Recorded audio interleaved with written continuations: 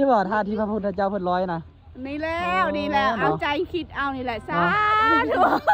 ตอนนี้เฮากะกำลังจะเดินทางข้ามแม่น้ำนิรันสลาตามหอยพระศาสดาที่พระพุทธองค์ทรงได้เดินข้ามแม่น้ำนิรันสลาจากสถานที่นี้ไปที่เจดีย์พุทธคยาอันนี้ก็คือแม่น้ำนิรันสลาเด้อที่พระพุทธเจ้าเพิ่นได้ลอยถาดทองคำแล้วก็เพิ่นได้เอายาคาแล้วก็เพิ่นได้ไปพูนไปพักอยู่ที่เจดีย์พุทธคยาหรือว่าต้นโพพุ่นเนาะบัดนี้เพิ่นตัดสหูตอนนี้เฮาก็กำลังจะเดินทางตามพระศาสดาเฮานี่มั่วเมาดนให้ไผสนแสนซ้ำอาศัยเพิ่นผู้หูก็คานเอิดคูกเอาเฮานี่ดันเดียวดนเดินไปทางตาบอดอาศัยเพิ่นผู้หูพ่อจูงเขาใส่ทางพ่อได้เห็นกระบวนเบื้องทางสีลงหาหอมพ่อได้หูกระบวนเบื้องทางเดี่ยวก่อนสีตนกระไข่ปีเมื่อนี้ทางคณะพ่อแม่ครูบาอาจารย์คือคณะแสวงบุญตามหอยพระศาสดาอินเดียเนปาลก็กำลังจะเดินทางตามแม่น้ำนิรันสลาไปที่ฝากพูนเจดีย์พุทธคยาเนาะตอนนี้ก็ตะเวนไฟคำกำลังรับลงกำลังเดินทางไป What is your name? ย้ำ My name is Yakman. And you? What is your name? เอ้าเมื่อวานนี่พระพุทธเจ้ากัตตัสหูองค์หนึ่งแล้วมื้อนี้กัตตัสหูอีกแล้วเนาะในช่วงระหว่างเราตื่นขึ้นมาเอ้าพระพุทธเมื่อวานนี่ตัสหูแล้วมื้อนี้กัตตัสหูอีกแล้วองค์หนึ่งเนาะเราตื่นมาสำนั้นแล้วก็นอนต่อเหตุที่ทำให้ไปเป็นสัตว์เดรัจฉานนี่กับโมหะเนาะความหลงแสดงว่าก่อนเราตายนั่นวันไหนพุทธละ ตอนนี้ก็กำลังจะข้ามแม่น้ำนิรันสลาตามหอยพุทธบาทเนาะตามที่พระพุทธเจ้าเพิ่นได้ข้ามแม่น้ำไปได้สหูอยู่ต้นสีมหาโพธิ์จะได้มหาโพธิ์สวรรค์ไปได้บ่เห็นไหม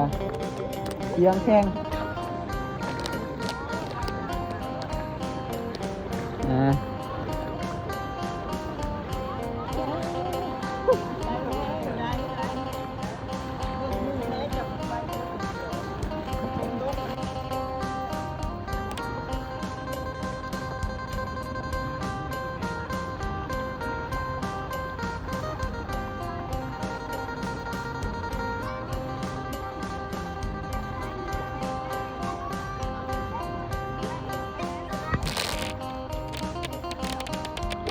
ตอนนี้ก็กำลังจะข้ามมาหอดฝั่ง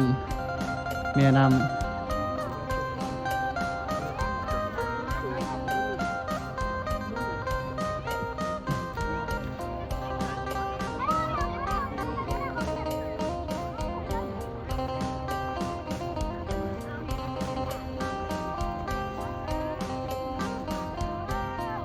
ได้ระบบธาตุนะ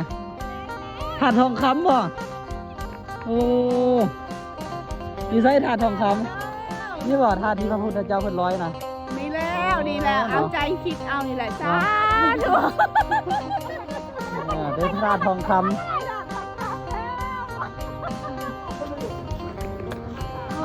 ีเนี่ยจะเอาสุฟังอีกวันนี้เอาขึ้นมายืนยืนก่อนไอ้นี่เขาเอามาแต่พุทธคยาแล้วก็เอามาปูเป็นบันไดทางขึ้น